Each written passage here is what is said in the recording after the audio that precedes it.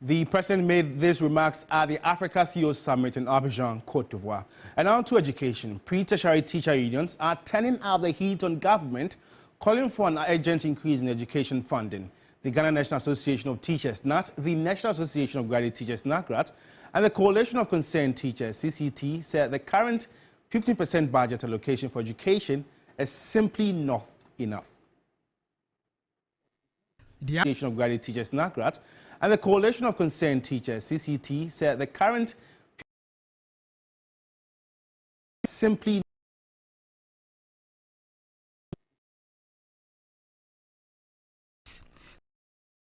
% of the national budget to education as part of an effort to boost development across the continent. While countries like Senegal, Zimbabwe, and Angola have already met or even surpassed that target sector. We are calling first on the government to make elimination of schools and trees a top priority by devoting a chunk of the GET fund to this worthy cause, ensuring every child learns in a dignified environment and is given equal access to compete favorably, be it in examination or the job market. The African representative for Education International, Dr. Dennis Sinyolo, urged government of Ghana for improving standards in education. In sub-Saharan Africa, we have a big problem in terms of teaching standards. Our teachers are not sufficiently qualified. I would like to commend the government of Ghana for raising teaching standards. The Executive Director for Education Watch, Kofi Asare, believes government should consider funding free SHS from oil revenue. If you take GET fund now, only 39% of GET fund is funding infrastructure today, because 3.5 billion of GET fund will be used to finance free senior high school.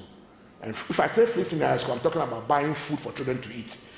Basic education got only 12%, and the amount for infrastructure in the 12% is only about 800 million. General Secretary of TEWU, King James Azortiba, said education remains a powerful tool for addressing socio-economic challenges in the country.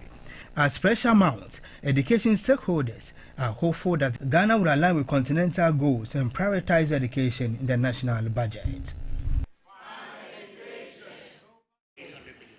And now the Bank of Ghana has announced a national campaign to commemorate 60 years of the Cedi as Ghana's legal tender, using the occasion to spotlight the currency's turbulent history, past reforms and its role in the shaping Ghana's economic sovereignty. A series of activities will be held nationwide from July to December 2025 to mark the milestone.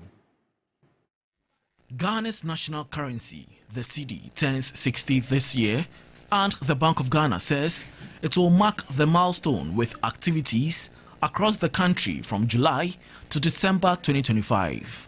Before Ghana gained independence in 1957, the currency in circulation was the British West African pound. Following independence, Ghana sought to establish its own national currency. On July 14, 1958, the Ghanaian pound was introduced, replacing the West African pound. On July 19, 1965, the Cedi replaced the Ghanaian pound to establish full monetary independence. Since then, the currency has undergone at least 4 major redenominations, most recently in 2007, when 10,000 old cedis became one Ghana Cedi to simplify transactions and restore confidence. According to Bank of Ghana data, the Cedi has depreciated by over 99% in value against the US dollar since its inception, with inflation peaking above 120% in the early 1980s and hitting 54% again in 2022 before declining under tight monetary policy. In business, despite the recent appreciation of the Cedi, traders say they are struggling to reduce prices due to distributors still selling at pre-appreciation rates. The Ghana Union of Traders Association, GUTA, has urged traders to lower prices to benefit consumers. However, traders argue that without corresponding adjustments from distributors and wholesalers, reducing costs is challenging. Here's a report by Judith Brown. For many years, the Ghanaian Cedi has been on a roller coaster ride against the US dollar, with the Ghanaian Cedi depreciating year on year. But for the very first time, it seems that the cedi has seen a sharp appreciation against the dollar. And while experts have blamed this appreciation on several factors, the Ghana Union of Traders Association is calling on traders in several markets across the country to reduce their prices to reflect the current value of the cedi. Well, come along with me here at the Medina Market in Accra and let's explore whether or not these traders have indeed reduced their prices to reflect the current value of the cedi. The meat too is 15-20, the fish is 10. So just imagine, the government is doing its best. We, the market women, we have to help it. Food vendors like Zinatu play a vital role in providing essential goods to consumers. However, despite the recent appreciation of the Ghanaian cedi, prices of staple foods like rice and beans remain stubbornly high,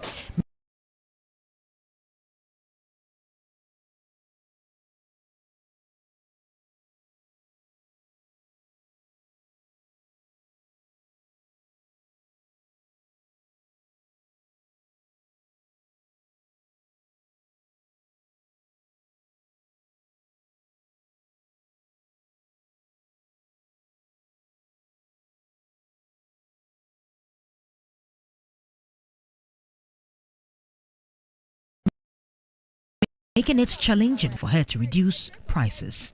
She faces a dilemma. Someone will come, I'm buying wache, gari, macaroni, 10 cedis. You can't afford this. The entire chain. In this case, wholesalers blame distributors for selling goods at high prices despite the cedi's appreciation. We've seen no change. Some vendors have even increased prices. 150 or 120. The prices are still going high, but others too, the price are the same, while they don't have the reduced. And I think because of they have the old stock. The challenges aren't unique to the consumable sector. Clothing and makeup vendors are also struggling. General to by this time, it's the same price they'll be giving it to us. So let's maybe by June, July, when they import new product before they will reduce it, so we can reduce it.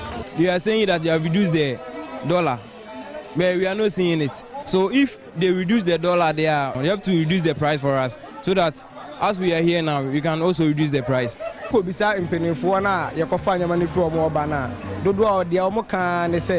The vendors say they bought their goods at the old dollar value, so they can't change it until their goods are finished. Despite the Ghana Union of Traders Association's plea to traders for a reduction in prices, the association acknowledges their concerns.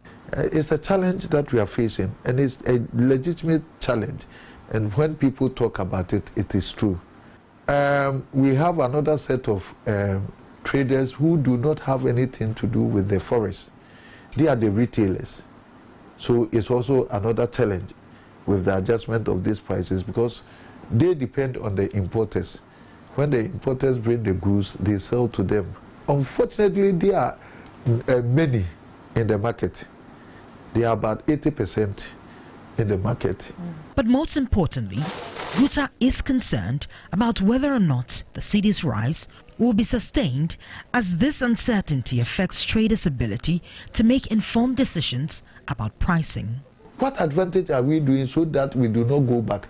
For me, that's where the thinking should be, and then government should think outside the box to see how we can be able to maintain this and sustain it, so that it will inure to the benefit of all.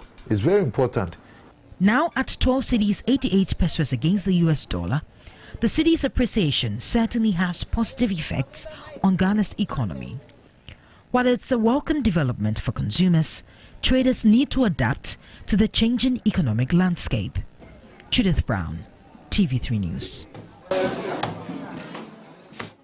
Well, before we part company, Donald Trump and Saudi Crown Prince Mohammed bin Salman has signed a $142 billion defense agreement, and what the U.S. calls the largest defense sales agreement in history. It is also a measure of the changing relationship between Washington and Riyadh. And during a speech on stage in Riyadh, the U.S. president calls the Saudi Crown Prince an incredible man, adding the U.S.-Saudi bond is more powerful than ever. He also announces his lifting sanctions on Syria. Trump is on the first leg of a major diplomatic four-day tour to Saudi Arabia, Qatar and UAE Earlier, Trump was joined by Elon Musk and other business leaders at a lavish lunch in Riyadh.